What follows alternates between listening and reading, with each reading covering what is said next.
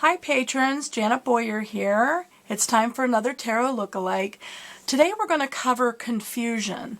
The two cards that most get ascribed the keyword confusion is the Moon and the Seven of Cups. And so today we're going to talk about how these two differ.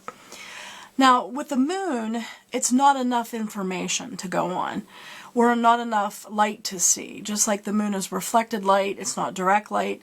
There's a lot of shadows, a lot of mystery.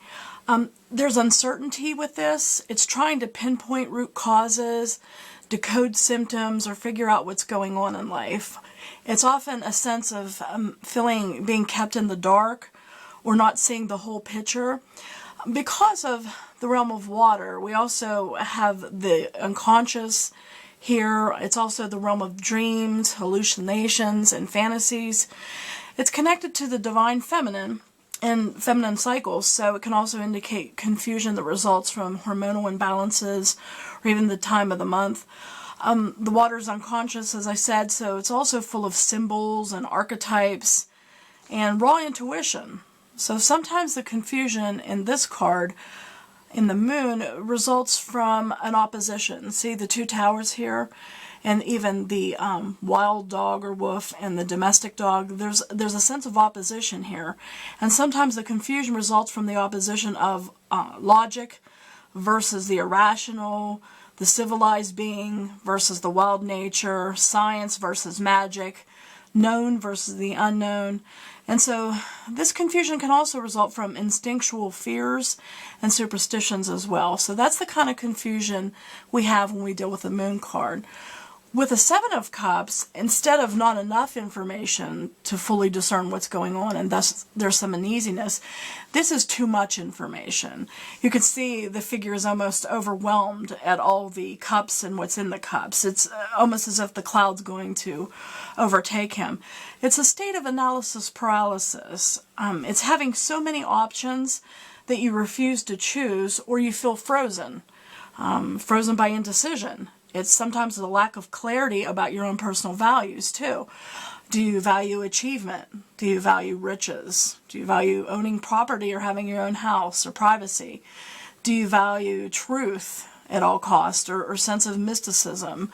Do you value public accolades in your public image? And so sometimes there's a confusion about what we value in life. And so when you have a confusion about what you value, you often have a confusion as to what you need to pick on your life path and what path to take. So it sometimes is the frustration, of overwhelming choice and not knowing what's, quote, best to pick, if there's such a thing. There was a really good book that came out about a decade ago. It's one of my favorites. It's called The Paradox of Choice: Why More is Less by Barry Schwartz.